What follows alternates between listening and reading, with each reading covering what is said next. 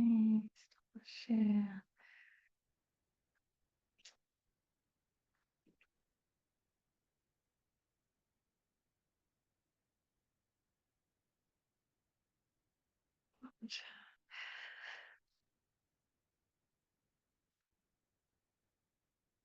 Almost ready.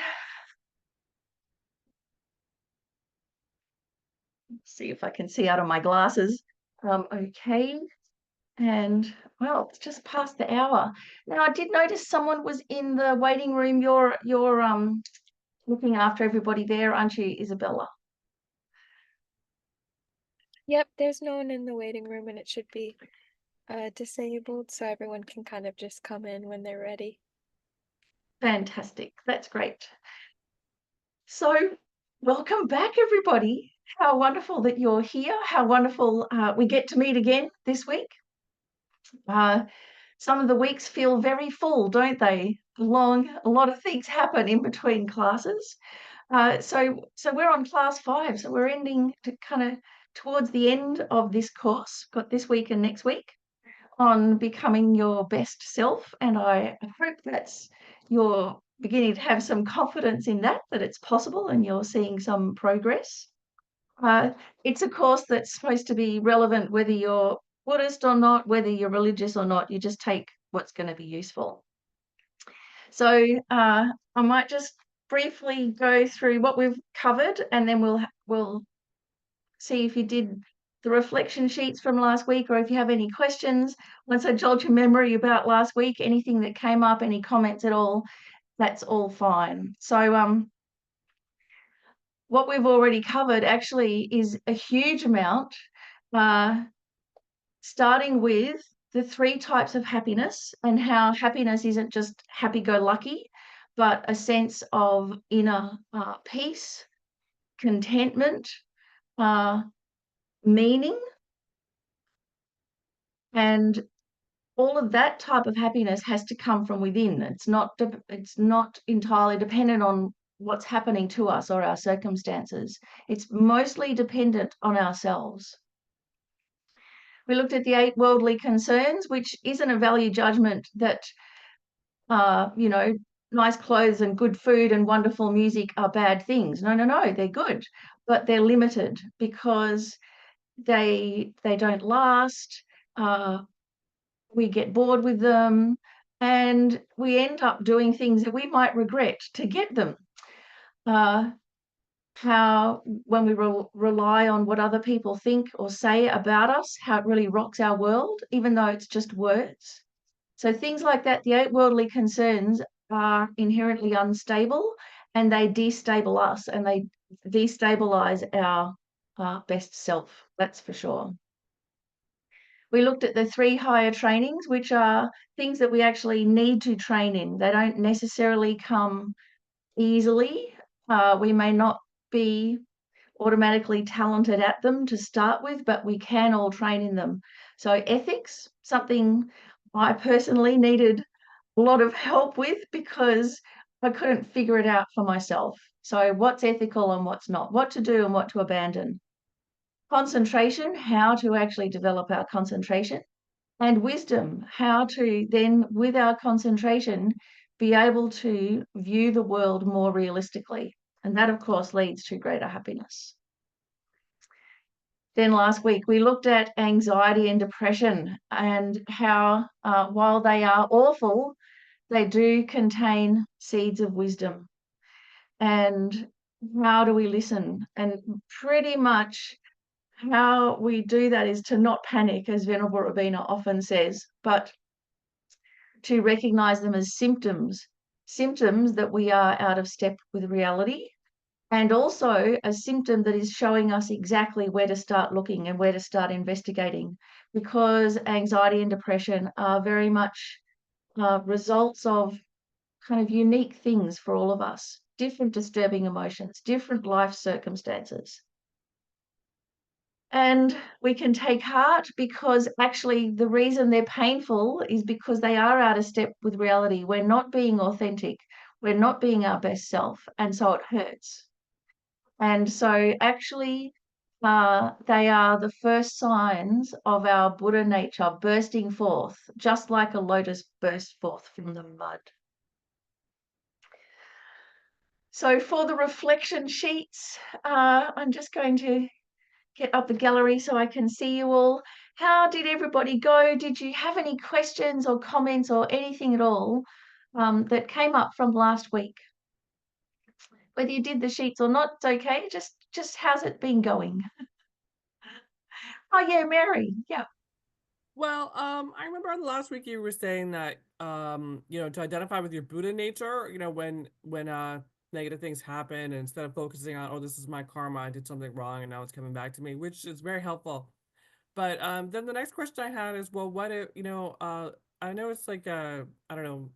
Well, anyway, I'll just go ahead and get to the point, which is, what if people really did do things to hurt you and you seemingly felt like you didn't deserve it at the time? It was like unprovoked in the moment, but as a result, probably result from some, has to be a result of some past karma. But if somebody really did do something negative, like what do you do with that feeling of that you've been, abused, I guess? Yes, this is a very good question, Mary, and it's something that I've been grappling with over and over. And I think it is something that, in particular in Dharma centers, uh, we can get incredibly confused about, myself included, because we tend to, um, because we're trying to not blame others, because we've got some kind of understanding of karma and our own disturbing emotions, we go too far and we go, instead of they are not the main cause of my suffering, we go, they have nothing to do with it. And we go too far. And so then we become either really passive and we don't seek to change the situation or protect ourselves. We become really dismissive of our own emotional state, and then that bleeds out to being dismissive and impatient with others as well when they're emotionally suffering. It means that we end up putting up with bad behavior and, in effect, condoning it. And it means that those people that are doing the bad behavior never get pulled up, so they don't even know they're doing something wrong. So it can be a real disastrous situation if we go too far on that side. And in practice, this is really hard. Well, personally, I found it really hard. And where I've started with that is by actually recognizing Lama Tsongkhapa's teachings on the nature of reality, middle way consequence view. The radical thing about Lama Tsongkhapa is that he showed that ultimate truth and relative truth have equal weight. But we tend to go over to the ultimate truth as being the real one, and the relative truth, our day-to-day life, as being not true at all. But actually they have equal weight. One, the relative truth, it's a conventional truth. It is highly dependent and it can change at any time, and that's really lucky. But it has an effect and it's important. So I'm really glad you brought that up, because in practice, in Dharma centers, we're not so good at this. We just tend to say, I mean, it's really awful. We tend to say, well, that's just your karma, so deal with it, and the abuser continues to abuse, and that's no good for them either, because they're not changing their behavior and they are creating more negative karma that they will experience the suffering results of in the future that we wouldn't even wish on our worst enemy.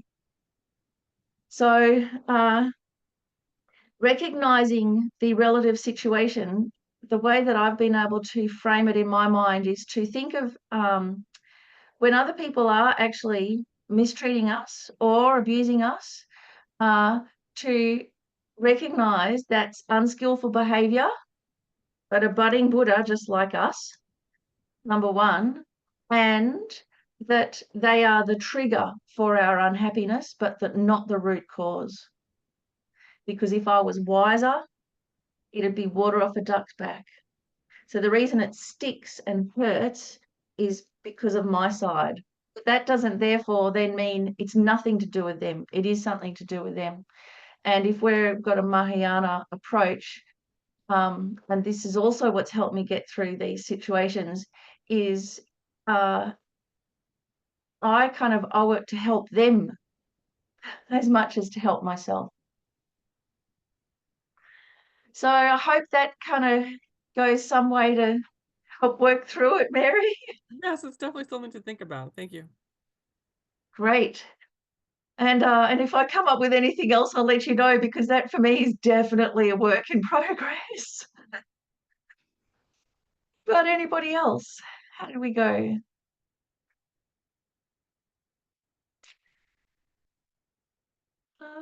No, nobody?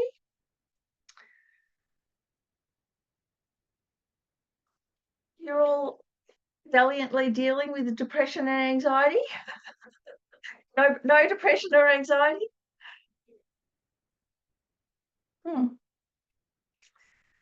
I Uh, can speak to, I definitely struggle with both of those things.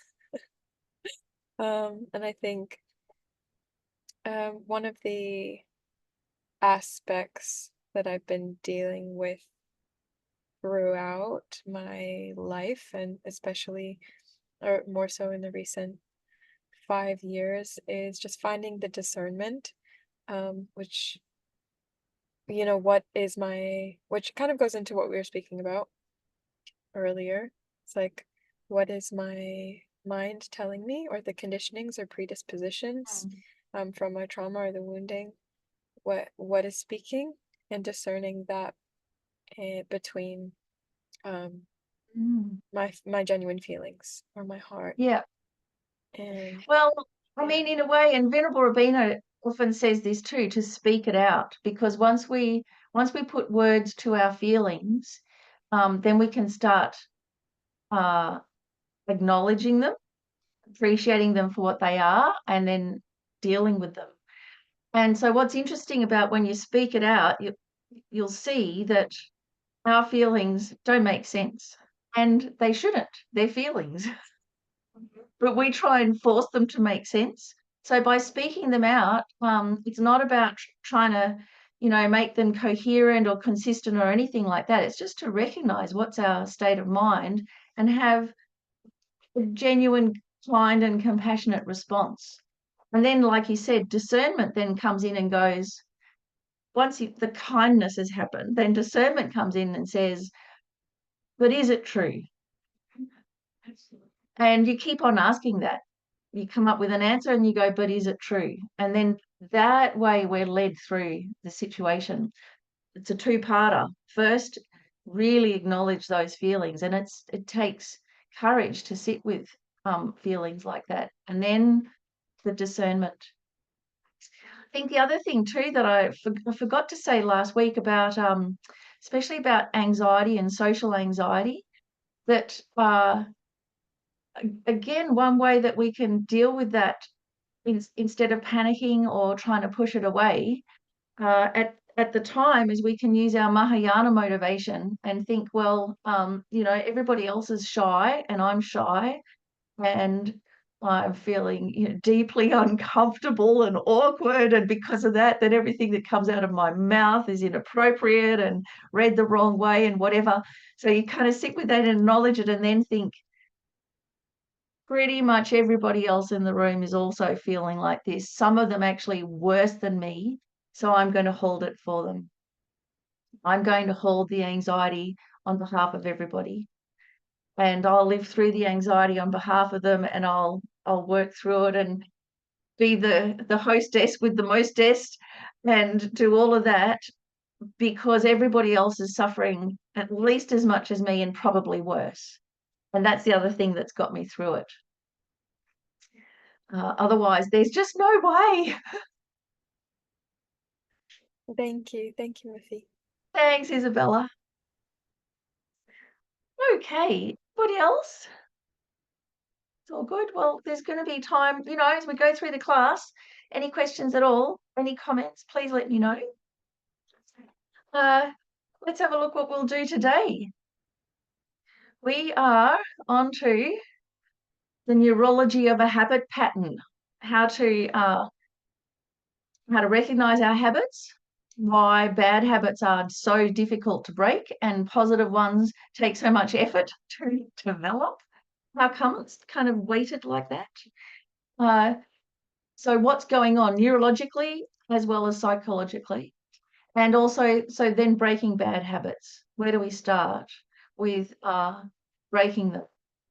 Because it can't be done by willpower alone. Just forcing ourselves, it just doesn't work. It only works while we have energy to force ourselves. And when we are low in energy, then all of our bad habits come flooding back again because they're still there. And that's why we get cranky when we're sick. Because most of the time we're forcing ourselves to be kind and patient and whatever, and then we have no more energy left for that because we're sick. And so then all the crankiness comes back again. It's not a default thing. We could actually have a whole lot of surrealist humor come up instead. Why is it crankiness? So what do? It can't be willpower. We have to deconstruct the bad habits. We have to dismantle them, break them down. And not only that, we can't leave a void. We've got to replace them with something else, especially as beginners. So we're going to have a look at what do we replace them with so that instead of having a negative habit cycle, we end up with a flourishing habit cycle, something that actually benefits us. But to get started, let's do a meditation to get comfortable and to set our motivation for this class. It's a really nice body scan meditation, this one. So find a comfortable position, nice balance between having your spine upright but still feeling comfortable in a position that's comfortable for you. Take a couple of deep breaths, and every time you exhale, release some tension. In through the nose, out through the mouth, and releasing tension.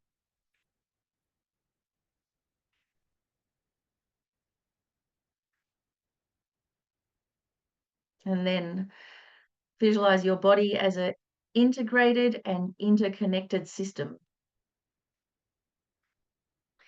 And we can do this very gently by starting at the crown of your head and imagine that a soft, warm light, a light of awareness, starts flowing from your crown, and allow this fluid and compassionate attention to slowly move through you.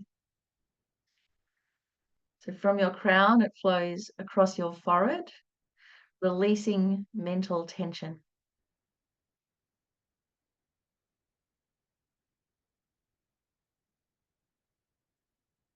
This warm radiance moves through your eyes, softening your gaze.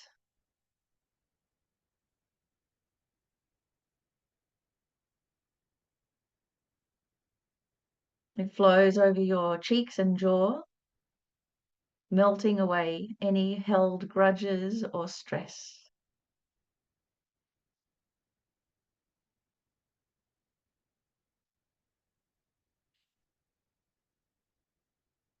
This radiant, warming light flows down your neck, creating supple spaciousness.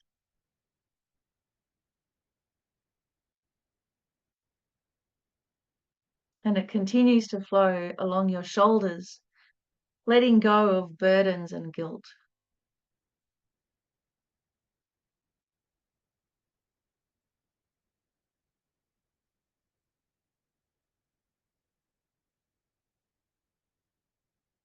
And this light, like a gentle tide, flows down through your arms and hands, like the two wings of wisdom and compassion.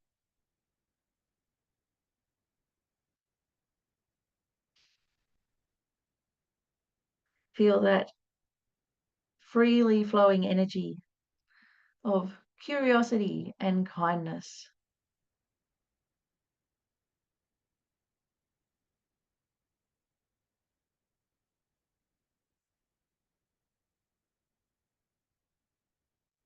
The light flows into your chest, connecting with your heart's innate wisdom.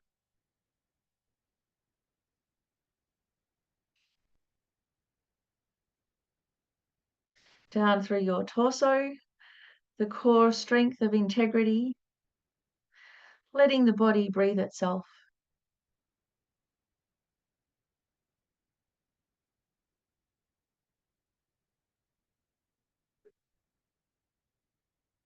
And down your spine, a pillar of compassion and kindness.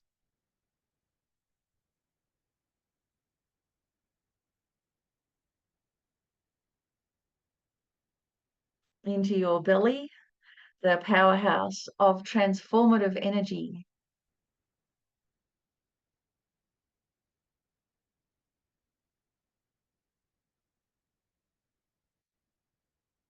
Down through your hips, grounding and stable.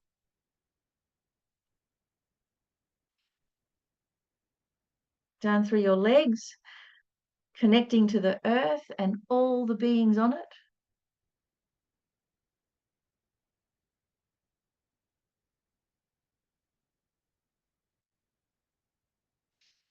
And to the soles of your feet that are roaming along the Dharma path.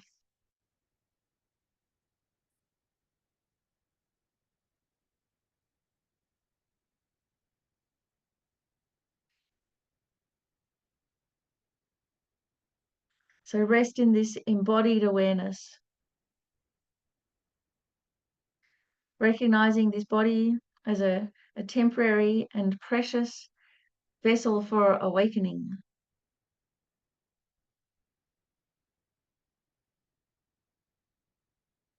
And we can set our motivation by determining to use this body as a vehicle to carry ourselves and all others to liberation and enlightenment.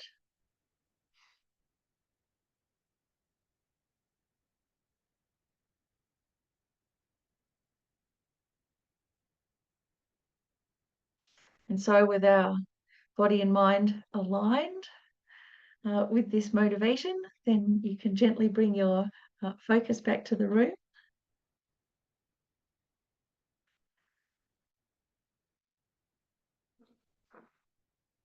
And let's dive in.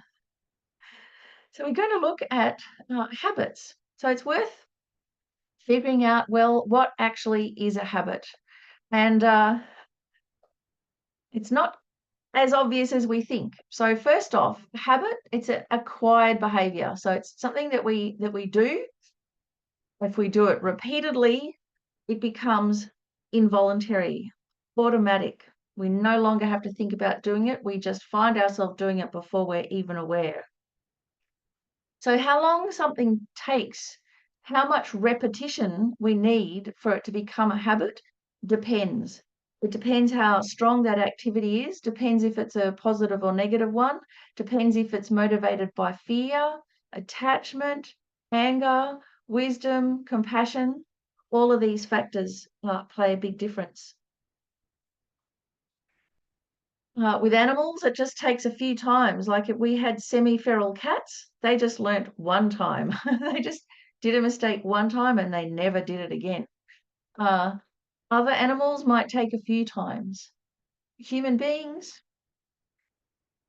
they say if we have a concerted effort to develop a meditation practice every day, maybe at the end of 1 month, so that's 4 weeks, it'll become automatic. We'll automatically be in the flow. We won't need to have energy to make ourselves focus and sit down.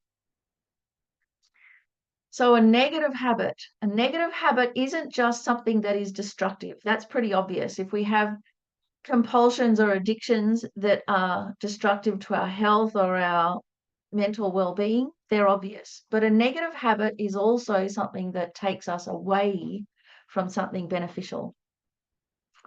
So it means, for instance, when we are completely overwhelmed by the worldly concerns, those 8 worldly concerns, they're negative habits because they take us away from something beneficial, something far more authentic, meaningful, and long-lasting. So they're seen as negative habits, whereas on the surface, they might just look fine. You know, you just like going out and having nice food all the time or something. But when it becomes a habit like that, it takes us away from really maybe focusing on what we've been avoiding. So the thing that we've got to ask ourselves with habits is, well, what are we practicing right now? Because in a way, we already have a daily practice. But what is it? What is our day? Is it something like a formal meditation? Do we spend our time on the four immeasurable attitudes, or do we have a daily practice of jumping into the emails and then reading the news and then catastrophizing about the world, then collapsing in an emotional heap and then going, oh, I can't deal with it anymore? You know, like, what is it that we're actually practicing? What's our daily practice? Because often our practice, it's automatic, isn't it, what we do? And most of the time we're practicing dissatisfaction, we're practicing anxiety, all of those things, isn't it? In a way, it's a practice. They're habits that have gotten hold of us. And I mean, to give you an example, the whatever it was that upset us in the beginning, you know, like Mary, a thing, you know, someone abuses us, fair enough. It's an upsetting thing. But then when we dwell on it, or if we don't know how to work our way through it and we just replay it over in our head, or we replay how we wanted to retaliate, all of these kind of internal things, or we take the wrong conclusion and think, oh, therefore I must be a bad person, I must have deserved it, but I didn't deserve it, all of these things. So we play it around and around. We re-trigger ourselves over and over. Every day we re-trigger it. That event is long gone, but now our response to the event has become a habit. And this is the really difficult thing. And we kind of get sidetracked by thinking, oh, I've got to change the event. But first we have to change our habitual response to it so we don't continue to re-trigger ourselves. So how are we going so far? Is that making some sense? It's okay?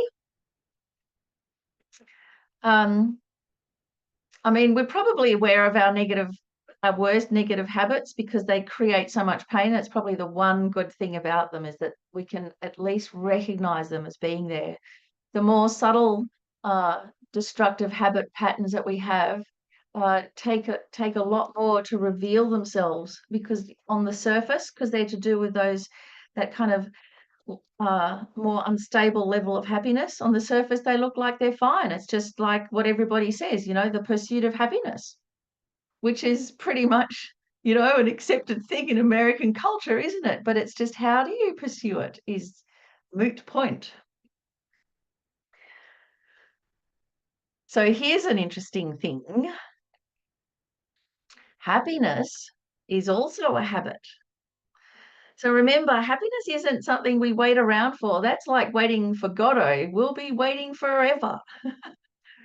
Happiness is an activity. So here's a quote from Paul McKenna, who's not a Buddhist. He's a great hypnotist, actually, and he's written some fantastic books. And he says, happiness is nothing more than a few simple disciplines practiced every day, while misery is simply a few errors of judgment and bad habits repeated every day. How spectacular is that?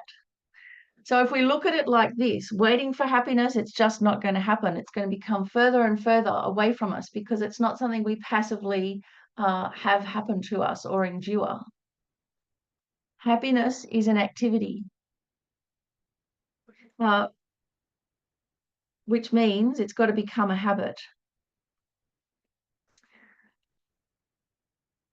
So the habit of training your mind, you know, the glass half full or the glass half empty. So first off, we are neurologically hardwired to see the fault first, to see the danger first. That's a biological imperative to keep ourselves alive. And so what that means is it takes effort to see the positive. We have to put effort into it. We've got to do it consciously, and it'll make us tired in the beginning. And so that's why we can't wait for happiness to happen. We can't be passive about it, because it just isn't going to. And often, because we can't at first see the good things, appreciate the good things, or feel good about them, it's because we're not used to it. And because of that, then we think there is nothing good. So because the glass half full doesn't become apparent to us immediately, we think there's nothing good there. But it's because we need to put this initial effort in. But I think if you've been doing the gratitude journal or any kind of rejoicing practice, you'll know that it's a bit like when you get on a bike, the first few pedals on a bicycle, they take effort. And then you're flying. But if we just focus on those first few pedals, we'll never do it. We'll just go, no way, that's way too hard. So but it honestly is just the first initial effort, and then we're off in that direction, and then it all comes to us. So the second thing is that with practice, seeing the glass half full will come naturally. With practice, as we become just like fitter on a bicycle, that first initial effort will become a habit in itself. So we won't have to have that practice of the mindfulness or presence of mind. Oh, what am I supposed to be doing here again? You'll automatically, when something happens, automatically when you wake up in the morning, your mind will go to, what's so amazing? How lucky am I? How extraordinary. We're all here again this week, because not everybody is. All of those things. So that, as we practice it, there comes a time where we are more likely to react positively than to react negatively. That time comes with practice. It's just a probability. So there is going to come a day when something changes, and instead of going, oh no, you're going to go, oh great, how fantastic, how fascinating. So if most of the time we're going, oh no, when something changes, that's just a habit, because we grasp at permanence. But with training, that'll change. I don't know, I might have told you this story a while ago, but I saw a documentary about a fantastic conductor called Benjamin Zander, and he led summer camps for incredibly talented musicians, masterclass kind of musicians, and they would all practice whatever piece they were going to present over the summer, and then present this range of concerts. And so in the rehearsal space, when they were playing, the conductor goes through, we'll take it from bar whatever, blah blah blah, and then you go, wait, something not quite right there, and everyone will stop. This is what normally happens in an orchestra. And then he'd say, what do we say when we make a mistake? And the whole orchestra in unison would say, oh, fascinating. It was great. Every time they'd say it, how fascinating.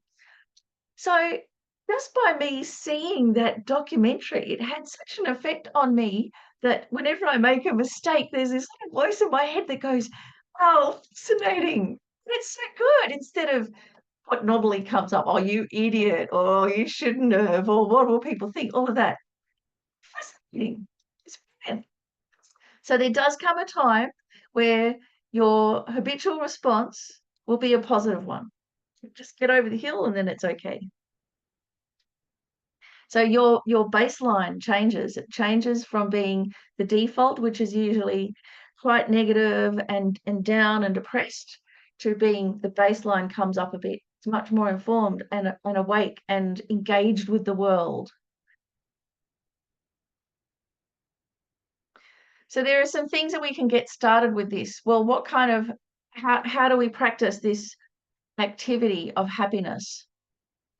So with training, virtuous minds become easier. So by virtuous, what actually makes something virtuous is that its result is happiness. That's what determines if a mind is virtuous or not. It's not to do with good or bad or an imposed morality. It's just looking at what the result is. And if the result is long-term happiness, necessarily the cause was virtuous. So here's just one thing each for body, speech, and mind that we can do. For the mind, some form of gratitude journal is really beneficial. And remember, it's not just the good things that have happened to you, which is that lower form of happiness, what we get from the world, but the good things you've been able to do, how you've been able to develop. So really appreciating your efforts, the efforts of others. You can feel gratitude for how amazing, all the teachers in the Dharma centers are. So that's the practice of mind that will elevate our mind or make our mind happy. Physically, there's that great idea, pay it forward. Wasn't there? I think there was even a movie about this. Whenever something good happens to you or someone shows you kindness, you physically pay it forward and you pay it off to somebody else who needs it. Whether it's generosity, whether it's giving someone a lift somewhere, whether it's giving someone a couch to sleep on, whatever it is, a secret present, pay it forward in some way. I know many people, when they've been poor and others have helped them go to teachings with His Holiness, and then when they've got a good job, then they've gone and sponsored somebody else to do teachings or do retreat. It's such a good feeling to do. And with our speech, a really simple one, give compliments. So, many of us, we might think of the compliment, but time rushes by and we never get to say it. It's really worth trying to put in the energy to say the compliment. If I ever do notice that someone's changed their hair or got some nice outfit on, in my mind, I'll think it, but I've never got time. I really have to try and make time to say, wow, you look fantastic. You've dressed for the occasion. How wonderful. And again, so culturally, compliments in some cultures aren't given because it makes you prideful or it attracts bad fortune. So there is a way as a Buddhist that we can give a compliment, which is by saying why, and not to massage someone's ego, but to connect them with their good qualities. So if someone handled a difficult situation very well, it's really good to say, wow, I'm really impressed how patient you were and how kind, and that's amazing. So that doesn't make someone prideful. That actually helps them appreciate their good qualities.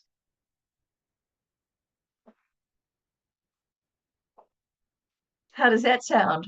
Are there any other ideas that you've got for habits that we could develop, body, speech, or mind? Anything else come to mind?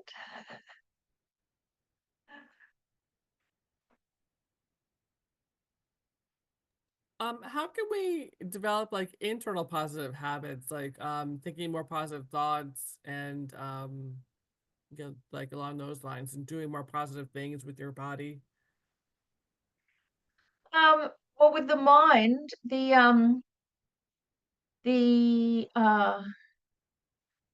what's it called? The thought transformation texts are pretty good with that, and part of that is a one-liner that says train in slogans or train in sentences, meaning start by actually getting really good words to repeat in your mind. So, because normally we have an inner conversation going through our mind and it's often quite negative or quite blah, blah, blah. So to train in actually spelling out the good things. So rejoicing in the holy activities of His Holiness the Dalai Lama, Lama Zopa Rinpoche, rejoicing in the acts of kindness that others do and recognizing them. And when you see kindness, then, you know, may everybody experience this kindness. May everyone have happiness. May everyone have all the causes of lasting happiness. And then you can add in another line that goes, and may I be the one to bring them that happiness. So it's an inner training. And we'll look at this more next week with a daily practice of really simple ones to get started.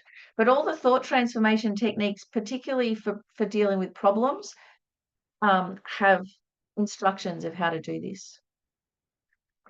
Somebody else said on the chat, stopping to recognize how often things are good without trying to grasp and hold on to it. Yeah, that's right. Anchoring gratitude. That's fantastic. Yes, so and this is why rejoicing is a little different from gratitude, because rejoicing includes also feeling happy for others, and that way then you don't try and grasp and hold on to it because it's happened to somebody else, so you're really happy for them rather than going to, oh, and I want more. Just genuinely being happy for them. And it's a very good antidote to jealousy and envy.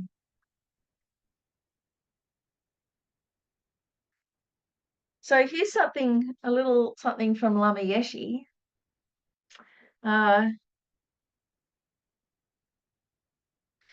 We tend to interpret dissatisfaction extremely superficially. We say, oh, I'm never satisfied, but we don't really understand what dissatisfaction is or how deep it runs. Someone suggests, oh, you're dissatisfied because you didn't get enough milk from your mother. And you think, oh, yes, that's probably why. But this kind of explanation of mental problems is off the mark. It's a misconception. Wherever it comes from, dissatisfaction is a deep psychological problem and not necessarily something that you're consciously aware of. You think you're healthy, but then why can a small change in your conditions cause you to totally freak out? It's because the seed of the problem lies deep in your subconscious. You're not free of problems, you're just unaware of what's going on in your mind, and this is a dangerous situation to be in. Through meditation, you can discover how even actions of body, speech, and mind, of body and speech, are psychologically motivated. And this discovery leads you to a natural control of your actions. An understanding of your psychological impulses is all you need to become your own psychologist. Observing your mind is much more interesting than watching TV. Once you've seen your mind, you'll find television boring. Checking in detail what you've been doing from the time you were born. Not so much your physical actions, but the psychological impulses driving you to do them is extremely interesting. And it is how to become familiar with the way that your internal world functions. Analyzing your mind with your own knowledge wisdom makes you mentally healthy. It's how you discover that your enjoyment does not depend on chocolate. You can be happy and satisfied without chocolate. Normally, you tend to believe, oh, as long as I have chocolate, I'll be happy. And I can't be happy without it. You make your own philosophy of life with this kind of determination, which comes from attachment. And then, so this is the thing, we don't even know that's a problem until the chocolate disappears. And then we get nervous. Oh, now I'm going to be unhappy. But it's not the absence of chocolate that's making you unhappy. It's your fixed ideas. It's the way your mind tricks you into believing that your happiness depends on external objects. It's your psychological impulses that make you mentally ill. People get homesick, don't they? Well, here's a new type of illness, choc sick, chocolate sick. I hope you get what I'm saying.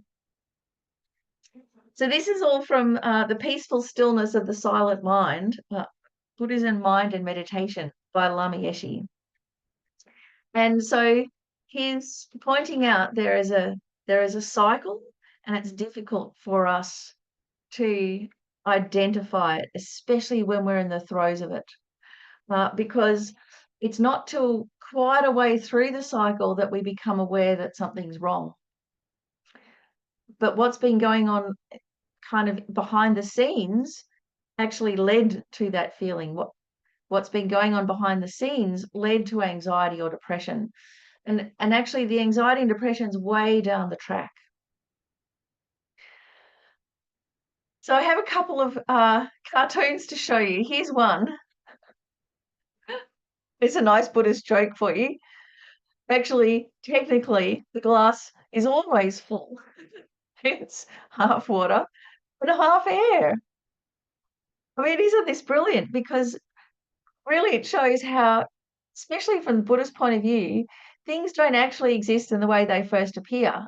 We grasp at external things like that water, and we forget that the air, the spaciousness, is also part of the equation.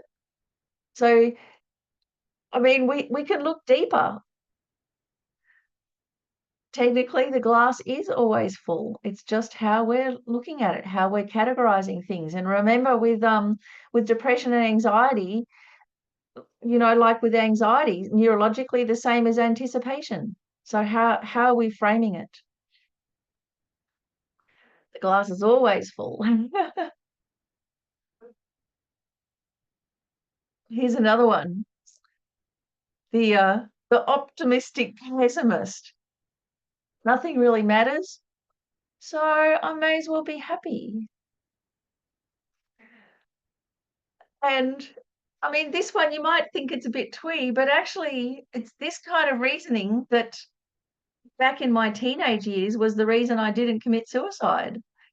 Because my solution to mental turmoil and anguish was to just hold on to reasoning like a life raft. That's how I got through. And so I kept a journal and I just wrote everything out just to try and figure out what I was thinking, what I was feeling, put words to it, because I was so overwhelmed by everything. And I came to the point where you go, there is no point in living. And I actually sat with that and felt utterly terrible about it. But then this little voice in my head went in, well, therefore, if there is no point in living, there is no point in dying. And that, to me, was inescapable logic. So then the only conclusion was, well, I may as well stick around and see what happens. And so that is why I'm here today. So I may be the only person in the world that uses ergo, stay around and see what happens, to get yourself out of a suicidal mood, but it really was the thing that got me, that if nothing really matters, then you may as well be happy. If there's no point to living, you may as well, there's certainly no point to dying either, so you may as well stick around. So curiosity can help keep us going. And Lama Yeshe really encourages this too, to have this really healthy sense of curiosity, to investigate what really is going on in my mind. Not kind of like trying to show off or being judgmental, but just like, holy heck, what's happening here? and find out. Okay, so with that little bit of black humor, let's go into the neurology of the habit cycle. So this habit cycle, it comes from the neurological part of it comes from a book called You Are Not Your Brain by Jeffrey Schwartz. But I've added in the Buddhist component of the Buddhist antidotes. What do we do about it? But it's a nice little framework to start off with.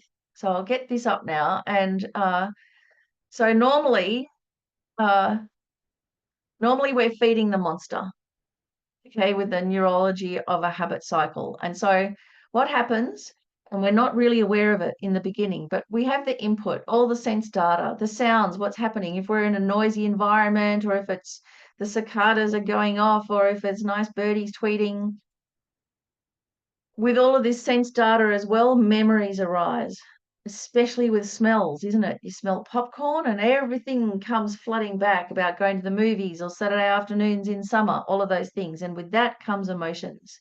So there's this huge amount of input that's coming in through our senses all the time. Most of the time, that's not on a conscious level. Then we have an experience. Either we like the sensation, or we don't like it, or we don't notice it. So it's kind of neutral. Jeffrey Schwartz points out that this is a deceptive brain message that's happening here, because there's this instantaneous kind of reaction. If we like something, we think it's good. And that's the deceptive brain message. If we don't like something, if it's unpleasant, we think it's bad. So the feeling, and then we ascribe a meaning to it. And that's deceptive. It's a deceptive brain message. It's very deeply wired in us. So I'm just going to stop the share to give you a couple of mind-blowing examples about this. So one of them, diamonds, sparkly, gorgeous. I remember when they had Expo 88 and they had all these incredible diamond encrusted things from the Vatican, the Pope's this and that and whatever. And I'd never seen diamonds in my life before. And I got it. They're diamonds, especially en masse, they're amazing. But why? Why? Does anyone know why we're attracted to diamonds, to the sparkly things? Any idea? No one's read about this one. So it is biologically hardwired into us, because it from way back when we used to live in the bush, and clear water, fresh water looked sparkly, and stagnant water with no sparkle you kept away from, because it had diseases and algae and everything in it. So this attraction to sparkle, to the light, actually comes because we need a glass of water. So, if you find yourself attracted to diamonds, don't worry, just go get a nice, beautiful glass of water, and that whole attraction will just disappear, because that's what it is, right? So this is why in shopping centres, everything's chrome, because it's got that sparkle of clarity, and we can't help but be attracted to it, because it's that absolute imperative. The one thing that's going to keep us alive is fresh water. All right. Maria says, interesting, rats will steal crystals if you leave them outside. Yeah.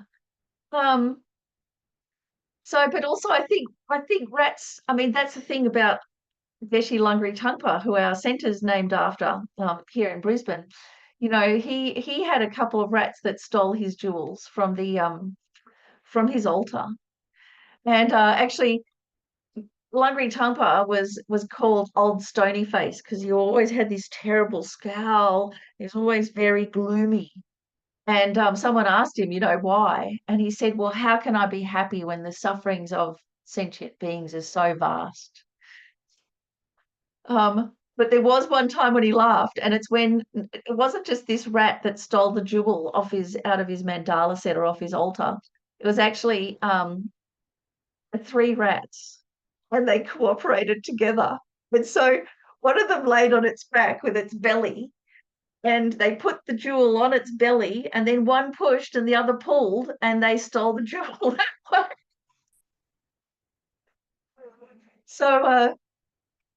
So you can, yes, we can add that in too, that rats do have a predilection for jewels.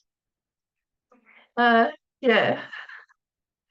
There's another deceptive brain message that I found out about that the fast food companies know. And so that is when you have a craving for something sweet, you think it's that you want something sweet, and that is a deceptive brain message.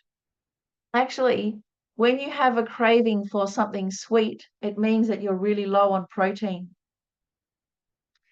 So every time that you want a lolly, what do you call them in them? Oh, a candy. Every time you want that cheesecake, go and have some protein, and the whole craving for sweet will diminish. So that's what's mean. Why don't believe the appearances. We think we want something sweet. No, that's a false appearance. It's a false brain message. We need protein. So the fast food chains know this. So they give you there's the cycle of something sweet, something fatty, something salty, protein. And so each one makes you crave the next one. So they've got it so that you have to keep on getting another hamburger and then a fizzy drink and then the ice cream and then another hamburger and so on. Perfectly nailed it. So beware the deceptive brain messages. And especially with this one, with wanting something sweet, it's great because half of you goes, no, it's true, because it feels that way. And the other half of you goes, aha, but I know better. And they kind of fight it out amongst each other. So what happens is, if we're not aware of this, we have an urge to relieve the discomfort. So we want something sweet, so we try and get it. Or depression or anxiety arise and we go, don't want to know, this is horrible, and we push it away. So either way, it's an urge to relieve discomfort. Whether we're pushing or whether we're grasping, we're engaging in it. And that's the operative thing, the engaging, whichever way that we're engaging in it. When we engage in that behavior, then we have an automatic, habitual, unhealthy response. And so two things happen. One, the distress is momentarily relieved. So that's why I put a picture of cigarettes here, because you have an urge to have a cigarette. You feel uncomfortable or bad. You have an urge to have a cigarette. You have a cigarette and you feel better. True. That's true. But it's just a momentary relief. And actually, as we know, especially cigarettes is such a good example, the long-term effect is no distress relief. Actually, it's going to kill you. And we even intellectually know this, but doesn't stop anyone smoking. So you develop an unhealthy response that's very short-term. It's a short-term response. And so that strengthens that particular brain message. It hardwires it into our neurology, not just psychologically. And so then the next time you have an input, all the noise or the people yelling or a stressful exam or something, it's an unpleasant feeling. You jump to the conclusion, therefore it's an unpleasant thing. Then you try and relieve the discomfort by doing whatever, having a drink and a cigarette. You feel better and it hardwires it again. And so it goes around and around, tighter and tighter. Not only that, but then every time some input comes in where you feel good, you get a double whammy. Every time you feel good, now you want a cigarette. Now you want a drink. Because feeling good and the habitual destructive habit pattern are wired together. So that's the real danger of it. It's not just that you get a negative habit, but now all of those deceptive brain messages and those unhealthy behaviors get wired into our associations of happiness. And so then we think we can't be happy without those things. And every time, and this is what happened to me with alcohol, if you feel good, it's like, great, let's have a drink. So I went from being self-medication to this real addiction allergy cycle. So before we go on to deconstructing the habit pattern, are there any questions about this, the feeding the monster cycle? How's it going? Did it make sense? Please interrupt at any time if you don't get one particular part of it. So that we don't feel so terribly disconsolate now that it was like, oh my gosh, what hope is there if this is what's happening to us? We're going around and around. The good thing about this habit cycle is that we can deal with every step along the way, and it doesn't have to be in that order. We can just pick the easy one and start there, and then maybe pick another easy one over there. And slowly, we can start working on each of those stages and dismantle our negative responses. It doesn't, we don't have to start at the beginning and work our way around and get completely overwhelmed. There's something we can do at any stage.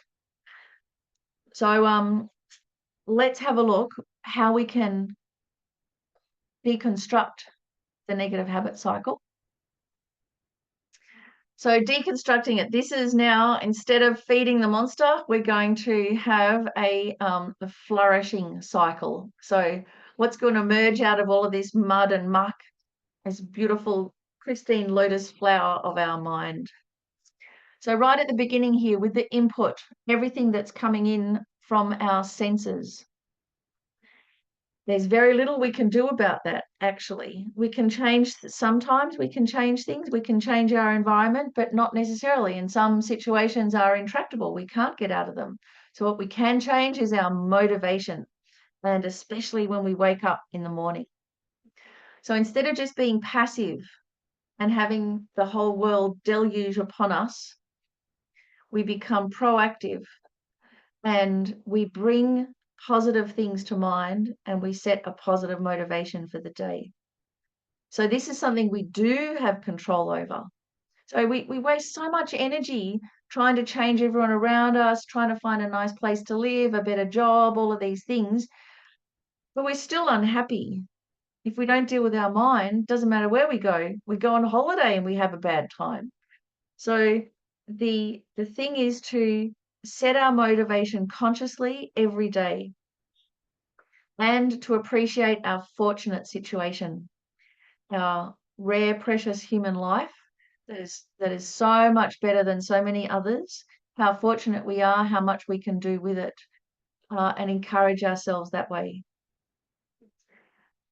If you bring awareness to your motivation, even if you just say the words of the 4 immeasurables and you feel like a total charlatan, it doesn't matter because you're training in words, and that brings your awareness to those words. And slowly your awareness will become familiar with those words, then you'll get a feeling for them, then they'll become integrated. So the beginning bit is to say the words, and it's okay if it feels a bit fake or inauthentic. We're in training. The other thing then with the like or don't like, that feeling of alarm, of kind of the reactive response. So instead of jumping into it's good or it's bad, you have the sensation and then you pause. And so you use mindfulness. You remember to pause in that space. You become aware of the sensation. So normally we focus on the content of that brain message. Oh, I want something sweet, or I'd love some diamonds.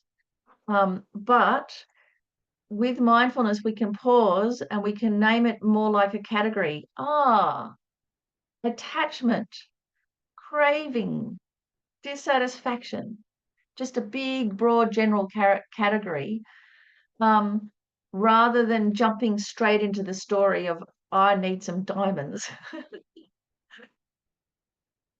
So one very helpful mindfulness exercise like this to practice that pause is to notice and name. Notice the feeling, name the feeling. Stop. That's it. Notice the feeling, upset. Stop. Don't jump into why he said they said blah, blah, blah, blah, blah. Just notice the feeling, and actually it's like sit with the unpleasant feeling. Create this pause, this space. Notice and name. And so a way to not jump into the story about it is just to name the category. unpleasant feeling, pleasant feeling, or upset, or tired. All of those really broad things. The other thing that we can do that really is associated with that first one, with setting our motivation, and Geshe Zopa has encouraged us to do this, that as you're first waking up, before you jump out of bed, and when you first open your eyes and you might see the things in your room, but you haven't quite named them yet. They're just like big amorphous shapes. And then as your eyes focus, you go, oh, that's a chair, and I'm a person, and this is my life. So before those things come flooding in, there's this space when you first wake up. And he said to pause in that space before all the conceptualization comes in, before you start naming things, before you start remembering past, worrying about the future. Just train yourself to pause in that spaciousness. So your mind is aware, it's woken up, but it hasn't collapsed into conceptuality yet. And you might only be able to pause for half a second. That's okay. If you start this as a habit, like right as you're waking up, it's like a very deep primordial habit to pause and just be aware of that spaciousness. It might expand out to a second, maybe a second and a half. So it's not a forceful thing. You can't do it by forcing, but it is a balance. It's a fine balance. And then Geshe Zopa said, then the moment you feel yourself about to fall into conceptuality, then fall into the four immeasurables. If you're going to do conceptuality, fall into a conceptuality of your choosing, the very best one that you can. May all beings have happiness and the causes of happiness. May they be free of suffering and the causes of suffering. So on. And so that the conceptuality that you fall into is this deep, universal, altruistic attitude. So that's a good way to start your mindfulness practice. Don't just be mindful of like, oh, I'm doing this mindfully or doing that mindfully. That's the long way round. Go the short way round.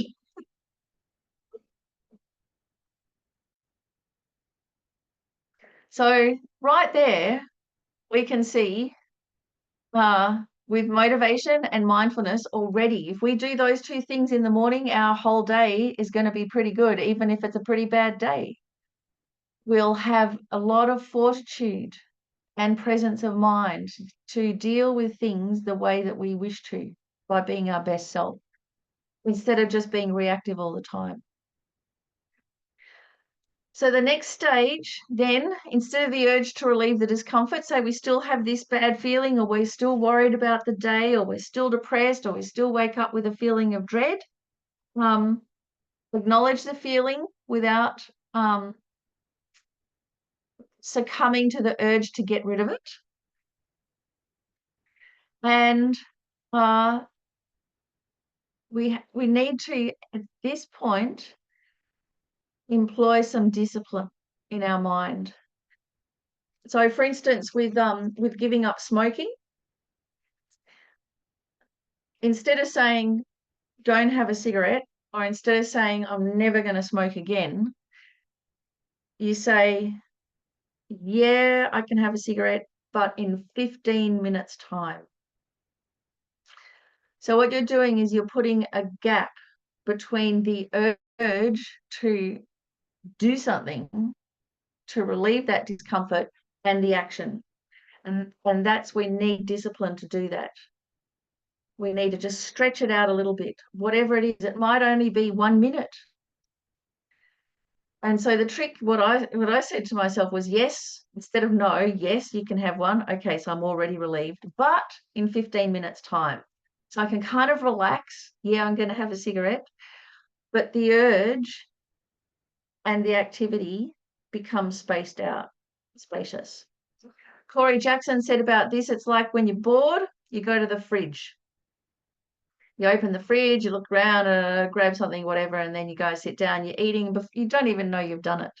So he said, you're bored, you go to the fridge, you stand at the fridge and don't open the door. and you wait until that urge to relieve the boredom has completely gone. And then when that urge has completely subsided, then you open the door.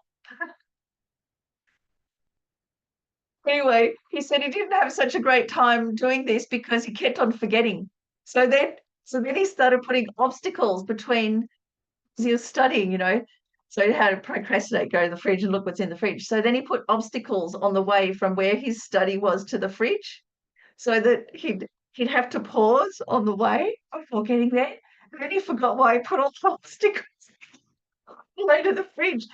Elastic band around the door, like pause. Anyway, of course, his wife would come in and find him standing in front of the fridge. But this is the thing, we're trying to rewire our brain so that the urge and the action aren't just automatic, like a habit. So discipline creates some space. People do this with their kids when they say, we'll do that, but just in half an hour or whatever. It's a similar kind of thing. So often that will work and we don't have to do anything else. But if it's really, really bad, when you're about to fall off and you are going to do the thing, then instead of doing the unhealthy thing, like having a cigarette, do something else. And it's called change the channel. Have an apple. So you have the impulse, the urge to do something. Don't have the cigarette. Distract yourself with something else that's beneficial and enjoyable. Have an apple.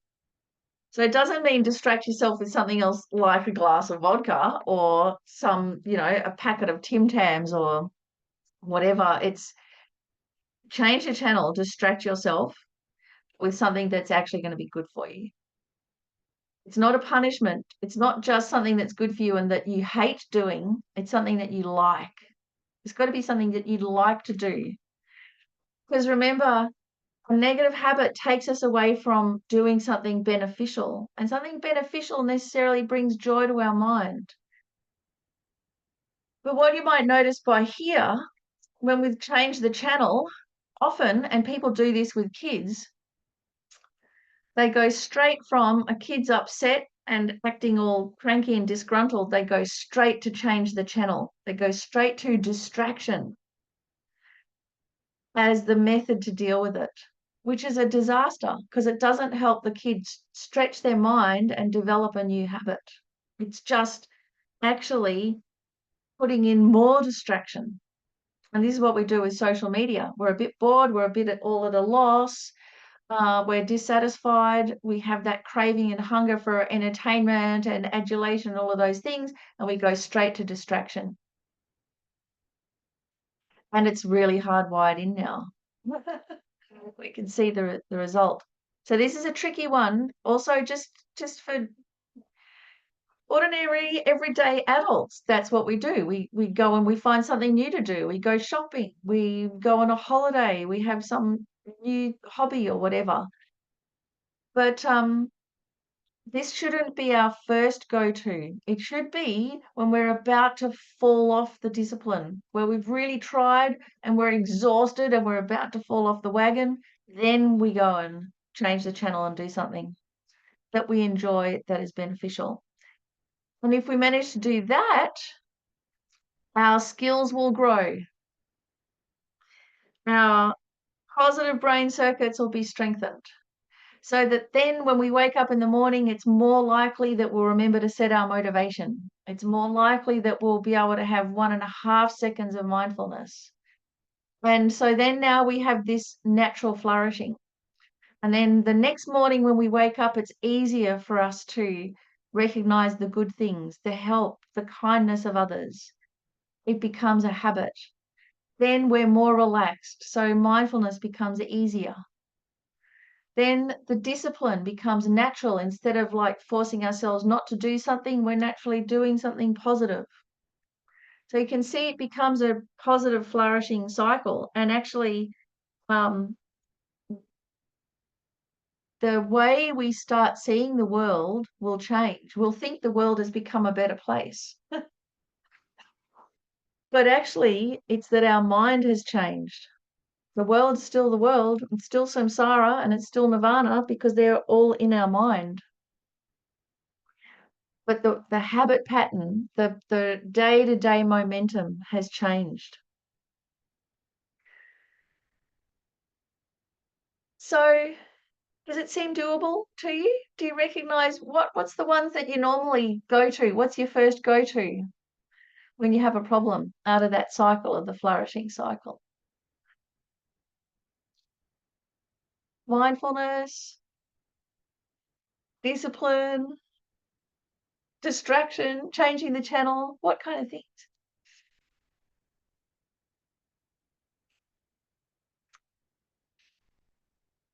Hmm. I think for Yes, me, Anne. it's distraction. And so what kind of things? Well, social media is a big one. And also puzzles, like mind type, like Oh yeah. different kinds of brain games, like making words and stuff like that. Yeah, changing the channel. Yep. So Mhm. so they're good. So all of those things and puzzles and stuff like that, they get our brain working. They're like a warm-up, a preliminary. So use them as a warm-up for something else. So think of them as a preliminary so that your mind gets engaged, it's kind of relaxed, it's had some time out, and then at the end of it, focus on something meaningful like the four immeasurables or like if you're trying to get through a problem, often you need to not look at the problem for a moment and then look at it again with fresh eyes. So Mhm. kind of use that as a tool rather than just as a distraction. That's Mhm. great, Big. Jessica, you had something too you were going to say? Oh, I was gonna say, I do try to like sit with discomfort a little bit. And I try to practice that. I think I do that much better than replacing the the not helpful behavior with a better behavior. Um, and I have to definitely work on like the reaction. I'll notice that when something difficult at work comes up, I immediately turn to another task. I'm like, oh, I have to answer an email. And I'm Yeah. like, no, you have to like sit here and read the student's paper. Yeah. It's an interesting, like, I'm better at observing what I'm doing as a diversion than actually changing that diversion. Yeah. It's I a think big step. it's a cycle too, though, Yeah. because um, in the morning when we're fresh, I try and do like all the study for class and things like this. I try and do first thing when I'm fresh. And then by the evening time, it's a whole different type of concentration. I can concentrate for a lot longer, but it's much more scattered and it's much coarser. So I do the other types of things then. The sourcing the pictures or the layout or the getting everything in order. So I kind of calibrating what activities you do so that you can do something useful all the way along, but really try and take advantage of that initial clarity in the morning when we have it and really use it. And then, yeah, it's far better to distract yourself from being reactive in a situation. It's far better to distract yourself and be useful. But we're so short term, then the situation, the immediacy of it dissolves and we think it's fixed, but actually that situation's still there and that difficulty in the relationship's still there and we put it off again. So we're our own worst enemy there, where we do have this good technique to stop exploding at people. But then once the initial event is over, then we don't deal with it. So it's kind of like we create a window of opportunity, we calm down, we distract ourselves, all of those things, but then we should go back to the situation in our mind and see what could we do. Same thing, like I see here, Maria said, go for a walk or start cleaning. So that's another really, especially with cleaning, revenge cleaning. I mean, it's great. You get a clean house.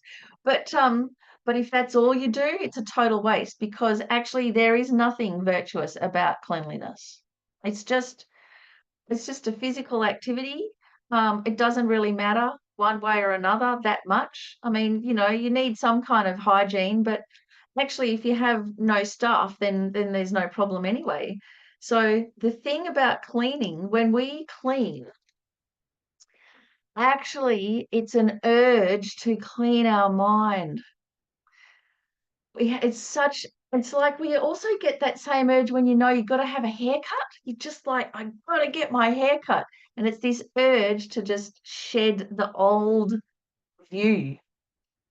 And if we believe that story, if we believe in the appearances and think, oh, that's it, I need a haircut, or I want to clean the house, we're really missing something here, because it's much more than that. So when you're cleaning, it's great. It's a great distraction. It's a great discipline. If you like cleaning, I like the before and after of ironing. I love the wrinkles and then the smooth. I just adore it. So you take that, but it's not just about that. If it's just about that, it's just a samsaric activity and it's pretty useless. But you take that psychological thing that's happening and go, when I'm cleaning, may I remove all of the anxiety and depression in my mind and the minds of all living beings. May I remove all of the hateful attitudes in people's minds that dirty up the world and that, make things contagious and dangerous. May I remove all of that as you're cleaning. So you have an inner activity that's going on as well. And so then the more you scrub, the better. And then the more difficult dirt is to get out of something, it's like, good, because this is all the hate speech, and this is all the propaganda and the confusion and the impatience, and I'm scrubbing that all out, cleaning it from my mind and the minds of all sentient beings.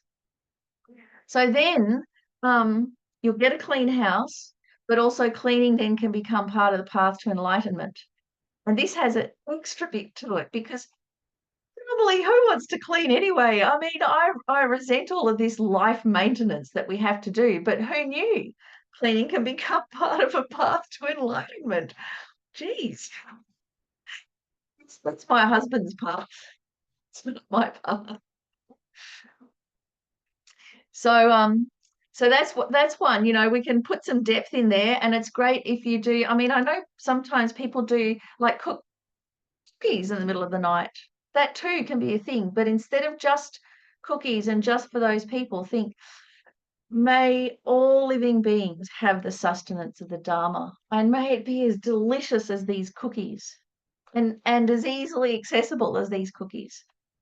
And with chocolate, Susan, I mean, chocolate is great. So if you're going to have chocolate, here's another thing about chocolate. Physiologically, there's enzymes in chocolate that I don't know if it's the enzymes, sorry. There's something in the chocolate that actually does alter your hormones and your state of mind. So chocolate, with PMT or menopausal this or that or whatever, is actually legit. But often we think, if I'm having this chocolate, if I'm enjoying something, it's bad. But it's not. If you enjoy chocolate, then go for it and really enjoy it, and enjoy it on behalf of all living beings, and savor that enjoyment, and in your heart radiate it out to everybody. May they have the bliss of this chocolate. May they always be able to have the nourishment of the Dharma, and may that nourishment always be as delicious as this chocolate. May, every time that we have a problem and we crave chocolate, may we equally crave the Dharma. May the Dharma become our inner chocolate. So then you can use something that is pleasant. It's not that bad.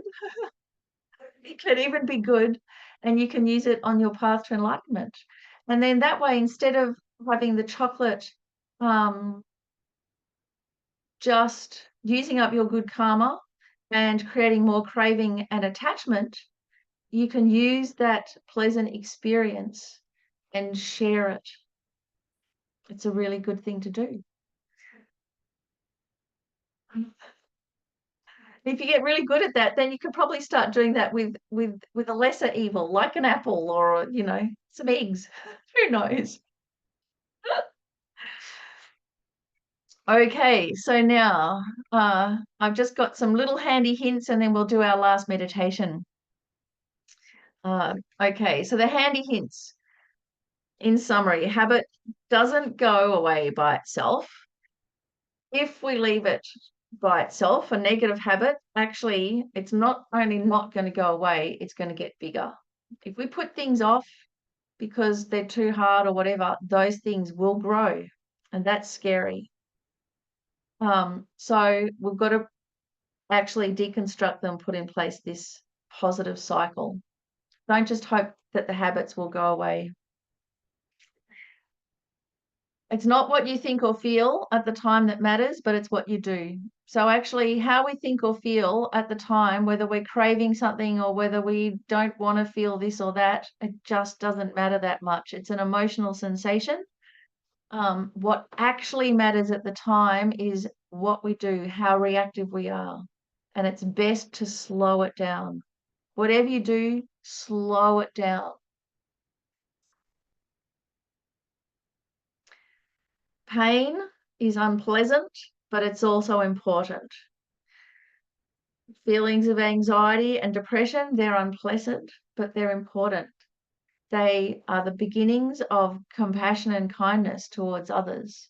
They also show us something is wrong. And physical pain is important because it shows us stop doing whatever you're doing there because it's harming you. So it's really important. So the deceptive brain message goes, pain is unpleasant, therefore it's bad. But actually, pain is unpleasant, therefore it's important. Physical sensations of pain and also emotions, we read them as emotional signals. Pain, it's an emotional signal. Depression and anxiety are emotional signals. They have information. We have to pay attention to them. If they don't, they're going to get bigger by themselves. How do we pay attention? We speak it out. We start analyzing it. We start really investigating it. I found thinking of emotions and our feelings as emotional signals or emotional sensations really helpful. Rather than what deep and meaningful psychological unconscious interpretation can I give them, just think of it, it's an emotional signal. What is it signaling?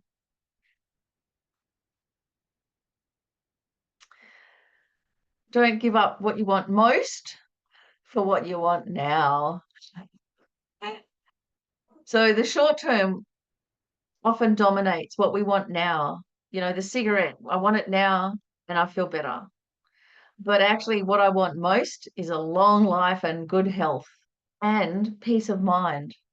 But every time I have that cigarette, that long life and good health gets further and further away. So it's really trying to expand our mind for the long term, big picture.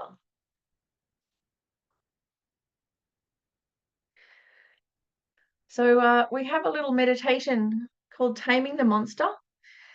I love this picture. It's actually from a book called Arne's Anger by Gail Silver, and it is fantastic. If you've got kids and you want them to help them deal with anger, it is a really, really good book. And not only that, but it's, as with all good kids' books, it's really for the adults. So Arne's Anger, highly recommended. Let's just do this little meditation before we finish, shall we?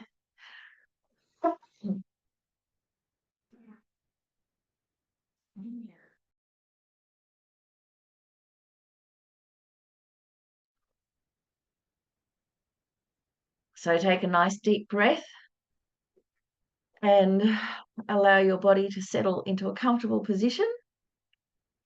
As you exhale, let go of any tension. And set a motivation to understand the nature of your inner monster with compassion. We're going to get curious about this monster. So not as an enemy, something to fight against, but as a complex creature with its own story.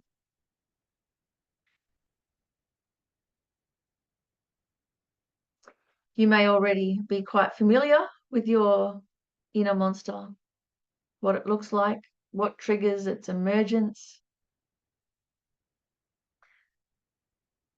what fears or needs it's trying to protect.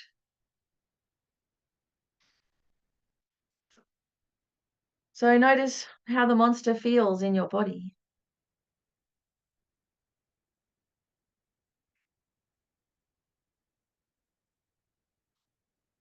Imagine sitting across from the monster, not to fight, but to understand, and engage in a gentle inner dialogue. What are you trying to tell me? Listen to the whispers beneath the roar.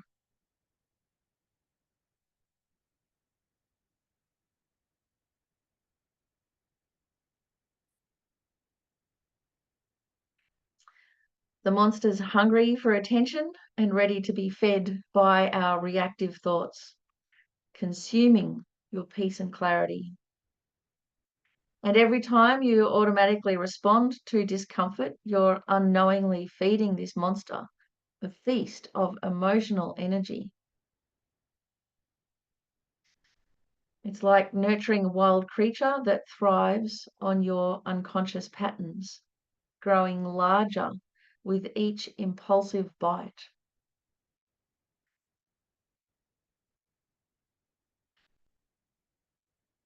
So how might you recognize when you are about to feed your inner monster?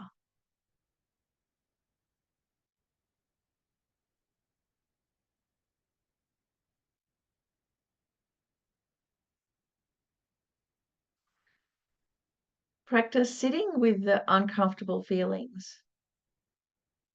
Remembering that just because something feels bad doesn't mean it is bad.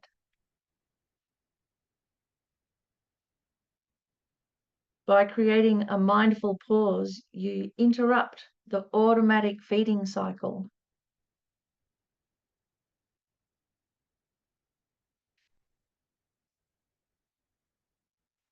Can you recall a moment when you caught yourself about to react automatically,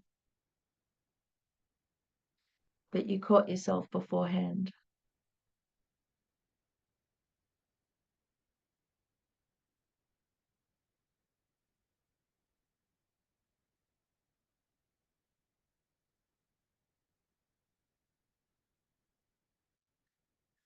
That moment of awareness is your power to choose how you feed or starve your inner monster.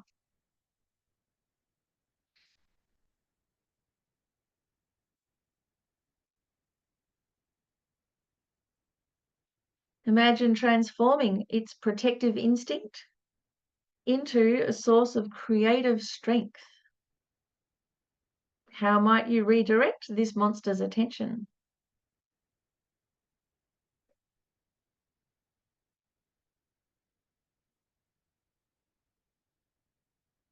What are some activities you naturally enjoy doing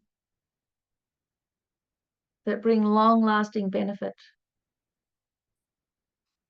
that give you energy and contribute to others?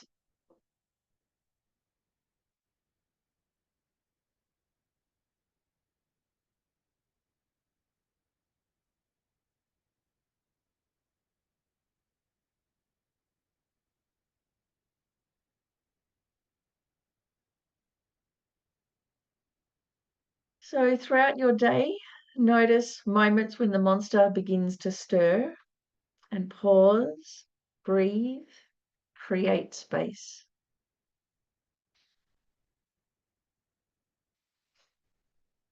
And remember that the discomfort of this is evidence of rewiring your brain, or like sore muscles after a workout.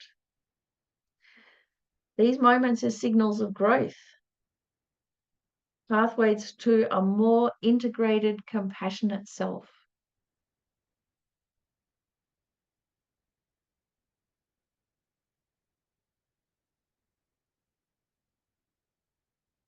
So as we conclude, dedicate your efforts and this inner exploration to knowing that you do have the wisdom to tame your inner monster with gentle, conscious awareness.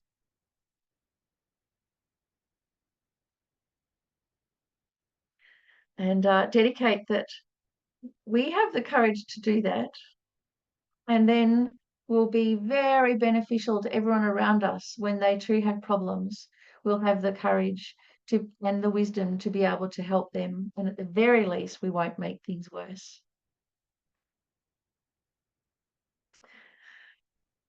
Okay, so I hope that was a helpful class. In summary, to be our best self, we've got to stop feeding that monster. And if we want to be happy, to recognize happiness is also a habit, and it's an activity that can become a habit. It's not just something passive. We do have the power to dismantle our negative habits, not just force them, and to cultivate long-term, enjoyable, beneficial habits. So this is a thing that you might have to think about during the week. What are things that you love doing and that give you energy, that bring long-term benefit? You need to have a list of them. You need to have a list of them ready. Like cleaning, perhaps not eating chocolate. My go-to is crochet, going for a walk, maybe reading the kids a story, volunteering at a Dharma centre, at a soup kitchen, going for a swim. Get a whole list of things that you can do and have them ready, because when we're about to fall off the wagon, we forget what to do. So we need to have a go-to list where we can go down and go, oh, I can't do that, can't do that, can't do that. I'll do that one. Another thing that I love doing is just going on a ferry ride. We have free ferries on the Brisbane River, and they're very quiet, and there's no radio or anything, and there's a view, and just the view and the space and the rocking of the boat. I love it. And so that's kind of like this reset for me. I also sit there with no social media, and I'm there by myself. So I get to create that pause and spaciousness. So have your list of go-to things, especially when there's an emergency. So there is a worksheet, page 2021, a habits worksheet. And there's an exercise there called going dotty, which I'll tell you about in a moment. Next week, we're going to look at putting it all together into a daily practice, meaning what to do and what not to do in our day-to-day life, really simple things to get started. Now, the going dotty exercise is something, again, from Paul McKenna, but we can do this instead of dots, we can do it with prayer flags. So just put little prayer flags up around the house, all the different colours. And so every time that you see a white prayer flag, remember something that you have physically done to benefit others. Every time you see a yellow prayer flag, think of something that makes you happy. Every time you see a green one, think of something you're looking forward to doing. Every time you see a red prayer flag, and this is all in the homework there, remember someone who loves you.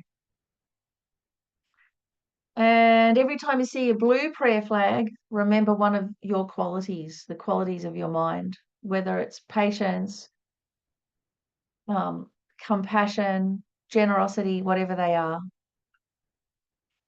So this is really good little exercise, because it's going to put you on the spot. You're going to be forced to remember these good things, but they're good things, so you'll feel good once you remember them. So give it a go. And hope to see you all next week for our final class. Thank you, everybody. Thank you. Thank you so much, Miffi. Thanks, Miffi. Have a good day. Bye. Yes, it is. Have a good evening. Thanks.